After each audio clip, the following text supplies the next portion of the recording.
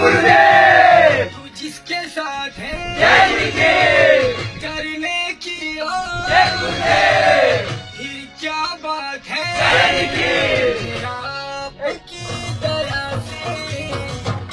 सब काम हो रहा है मेरा आपकी दया से सब काम हो रहा है मेरा आपकी दया से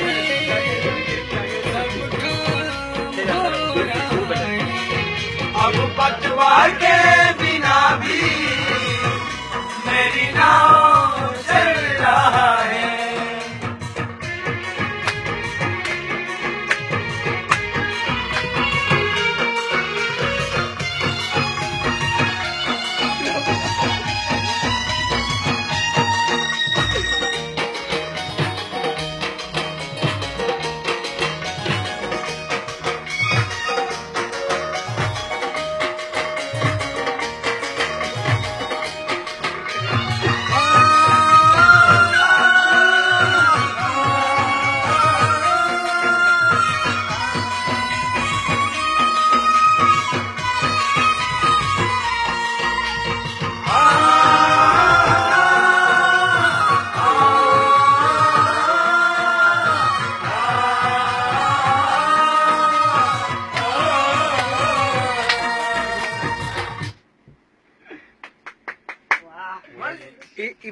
এই ভলিউমটা কমাই দেবো আর সে অরিজিনাল